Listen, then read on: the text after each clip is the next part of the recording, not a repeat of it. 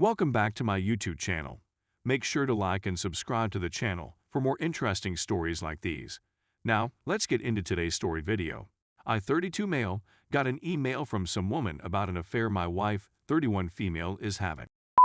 My wife and I have been married for 2 years and have been together for 7 years. Our relationship is fantastic in every way. We don't get into fights or have arguments very often. When I checked my email this morning, like I do every morning, there was an email from someone I didn't recognize. When I opened it, the email said my wife was having an affair, which I discovered to be accurate. The woman went into considerable detail, presenting conversations and emails she had exchanged with the other person during their relationship. I didn't realize it was true until I checked my Facebook account. The same woman had left a message stating hello there. I apologize for the inconvenience, but I have some bad news for you. Please verify your email address again. After everything was said and done, it was discovered that the woman who contacted me was the wife of the guy with whom my wife is having an affair. What I'm hearing is unbelievable. This caught me completely off guard. I have no clue what occurred since our relationship was never in a horrible state to begin with. At this point, I got lost on what to do. Story 2. My 38 female, wife of 16 years cheated on me 44 male with her boss. My wife had an affair with her ex-boss, who had left the company the week before, approximately a month ago, and I found out about it. We had both planned to go to a party in the city that night and then spend the night at a nearby hotel the following morning. Because our babysitter was unable to come on time, I was compelled to stay at home with our toddler, 5 years old. She made the decision to travel alone and spend the night apart from me.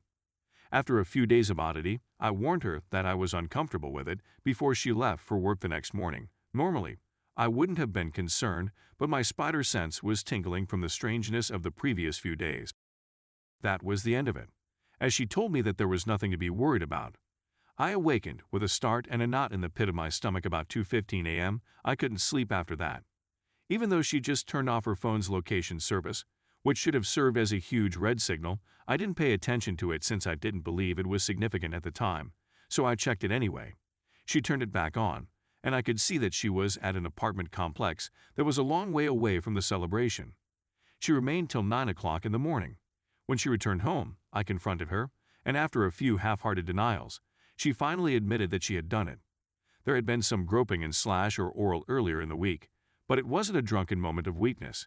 She'd been thinking about it and prepared for it for a few weeks before she finally succumbed to her desires.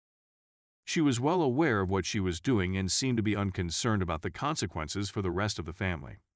The ups and downs of our relationship have been many, and I haven't always been the finest husband. But I've never been unfaithful to her, and I admire her as a result. I feel that we were capable of overcoming whatever obstacles came in the process. According to what I can tell, she was looking for a quick escape from a husband and children who she believed were stifling her with their presence. It was a chance to go on a new and more exciting journey. It turns out that her ex-boss was just looking for a little bit more to supplement his income on the side. Despite the fact that she was still clothed in her evening gown, he compelled her to do the 9 a.m. walk of shame back to her hotel by herself, despite her protests. Oops. When she finally admitted to me that she had been unfaithful, she expressed regret and said that she wanted to continue her relationship with me. There's a chance her ex-boss would try to recruit her to work for him at his new company. She's really talented in her field, and I think his motivations would be more financial than she's not his type after all. I reassured her that this was not going to take place.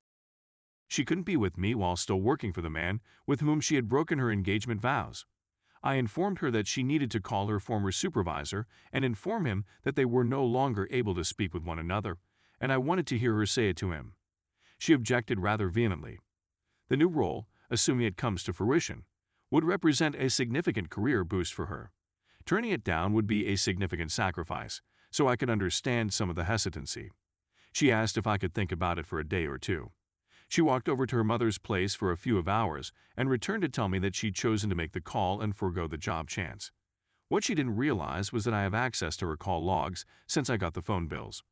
I could tell she'd spent an hour talking to her employer on her way to her mother's house. I didn't tell her I knew and had her contact her employer. She told him it was a major mistake and that they needed to break off all connection. He replied he understood and would respect her desires. That's precisely what I needed to hear.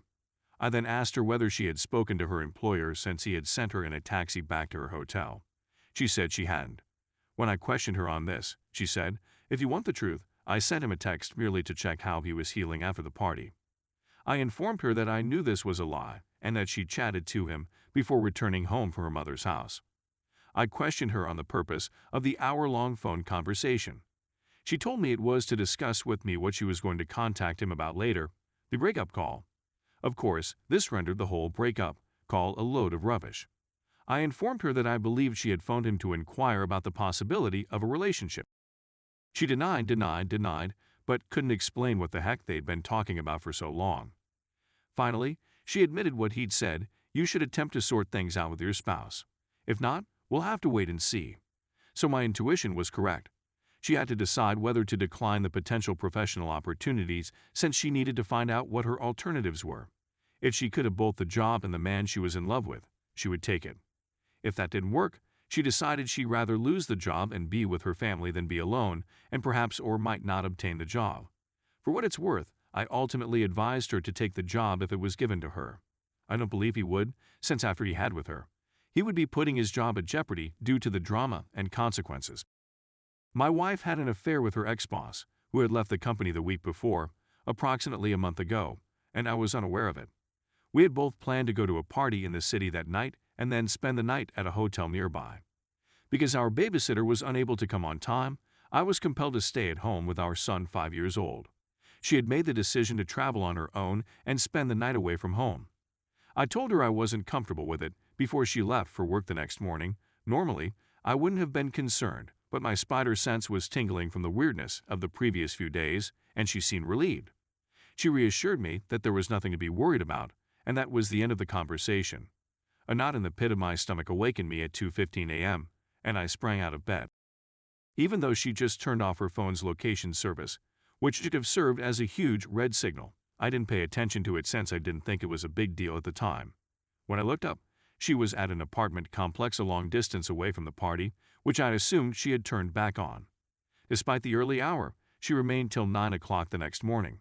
My husband and I confronted her when she returned home. After a few half-hearted denials, she finally agreed to admit the truth. There had been some groping and slash or oral earlier in the week, but it wasn't a drunken moment of weakness. She'd been thinking about it and prepared for it for a few weeks before it happened. Although she was well aware of what she was doing, she showed no concern for the consequences it would have on their lives. The ups and downs of our relationship have been many, and I haven't always been the most supportive and understanding spouse. But I've never been unfaithful to her, and I really care about her well-being. It is my opinion that we could have overcome the difficulties that emerged.